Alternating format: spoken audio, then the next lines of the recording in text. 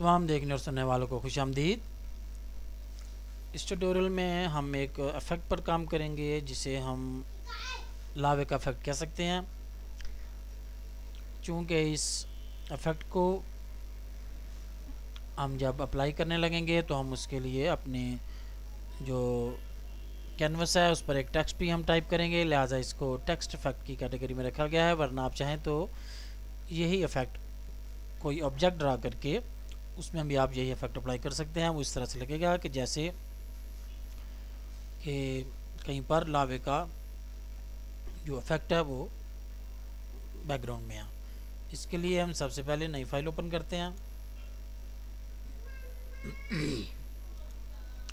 और इसका size default Photoshop size रख लेते हैं और इसको ओके किया और इसको मैक्सिमाइज़ किया, जूम टूल पे डबल क्लिक किया तो ये एक्चुअल पिक्सल साइज़ में आ गई। और लेयर्स पैलेट को अनफोल्ड किया, इसमें हमें ब्लैक कलर फिल करना है तो हम इसका जो कलर है यहाँ एरो प्रेस किया तो कलर आपस में इंटरचेंज हुए और पेंट बकेट टूल से इसमें ब्लैक कलर किया और कलर्स को फिर आपस में इंटरचेंज करके जब टेक्स्ट टूल को हम क्लिक करेंगे तो प्रॉपर्टी बार में उसका कलर ऑटोमेटिक वाइट आएगा, क्योंकि यहाँ पर हमारा जो फोरग्राउंड कलर है वो वाइट हमने कर लिया। यहाँ पर हम कोई टेक्स्ट जो है वो टाइप करेंगे, क्योंकि ये हमारा जो इफेक्ट है ये इस तरह से लगेगा जैसे कि बैकग्राउंड में हमारे जो इमेज है उसमें जो लावे का इफेक्ट मिलेगा हमें। लिहाजा हम इस पर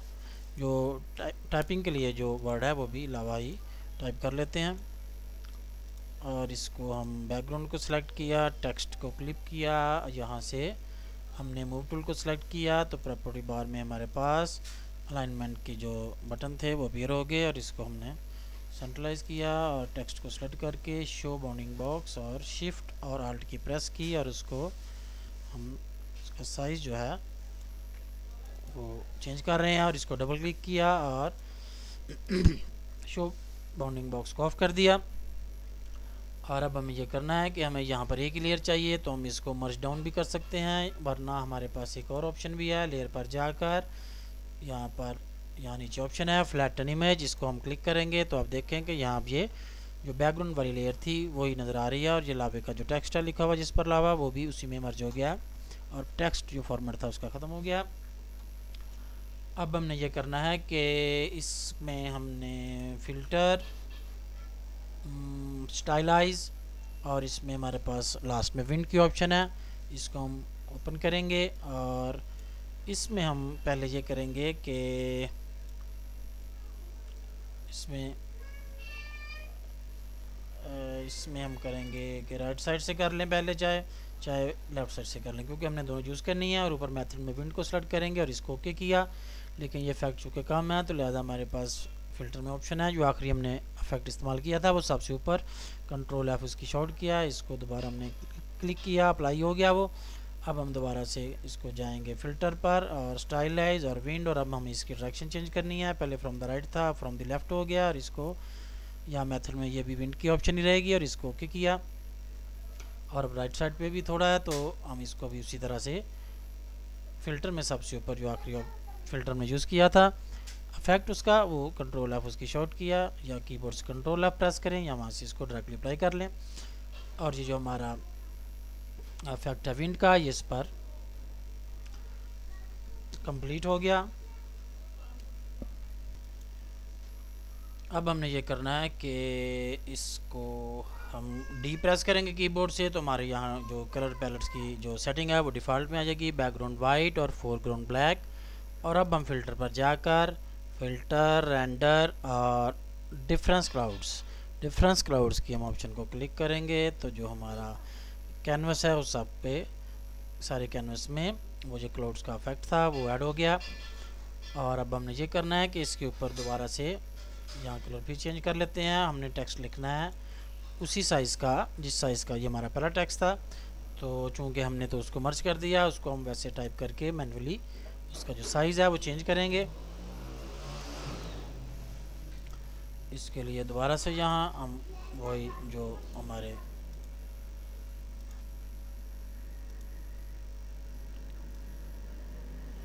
इंग्लिश के जो हमारे स्पेलिंग थे हमने वही टाइप की है और अब हम इसको ये करेंगे कि शो बाउंडिंग बॉक्स बल्कि इसको हम पहले सेंट्रली अलाइन कर लेते हैं ताकि हमें इसका जो साइज़ है सेम करने में आसानी हो। इसको ऑफ किया और टेक्स्ट को सिलेक्ट किया, शो बाउंडिंग बॉक्स, शिफ्ट और आल्ट की प्रेस की और किसी भी साइड से उसको हम ड्रैग करते जा रहे हैं। तो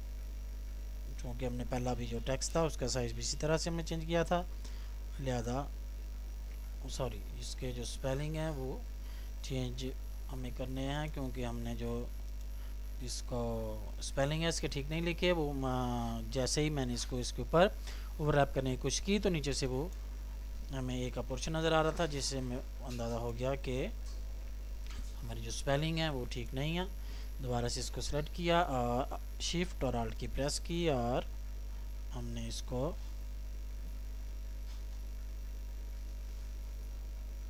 मेरे ख्याल से ये ठीक है और इसको डबल क्लिक किया और शो बाउंडिंग बॉक्स को ऑफ किया। अब हमें ये करना है कि इसकी जो ओपेसिटी है इसको हम कम कर लेते हैं, इसको हम 50-60 के करीब कर लेते हैं। 54 है ये मेरे ख्याल से, इसको थोड़ा सा डार्क कर लेते हैं बैकग्राउंड की निस्बत। ये 68 है इस टाइम, मेरे ख्याल से ठीक रहेगी। और इसको हमने क्लिक किया तो वो अप्लाई हो गई और इसको भी हमने अब मर्ज करना है बैकग्राउंड वाली लेयर में। तो उसी तरह से इमेज में लेयर में जाकर इसको हम फ्लैटन इमेज, उसको हमने अप्लाई किया तो वो जो हमारा इमेज था टेक्स्ट का, वो जो लेयर थी वो बैकग्राउंड वाली लेयर में मर्ज हो गई। अब हमें ये करना है कि फिल्टर और स्टाइलाइज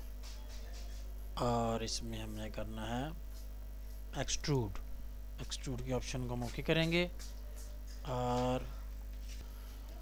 इसमें हमने जो एक्सट्रूड के ऑप्शन हैं उसमें टाइप में हमने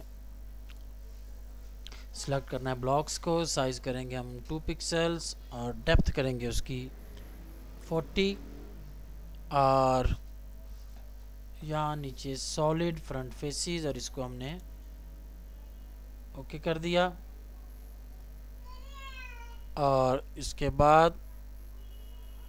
हम करेंगे इसको इमेज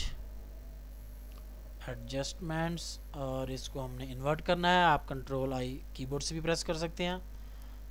और ये हमारा इफेक्ट जो था वो इन्वर्ट हो गया। और अब हमने करना है कि इमेज एडजस्टमेंट और कलर बैलेंस, कंट्रोल बी इसकी शॉर्ट किया और इसको हम इधर अपने सामने ले आते हैं। और इसको हमने ये करना है कि जो इसमें हमारे पास जो ऑप्शंस हैं उनको हमने यहाँ सबसे पहले मिड टोन सेलेक्ट है तो हम पहले मिड टोन ही चेंज कर लेते हैं। मिड टोन इसकी हम करेंगे 100 और कीबोर्ड से टैब प्रेस किया, इसको 0 रहने देंगे और जो आखिर में उसको हमने करना है -40 के करीब कर लें। और इसके बाद हम शेडोज़ कर लेते हैं। शेडोज़ में हमने ये करना है कि इसको हम करेंगे 70,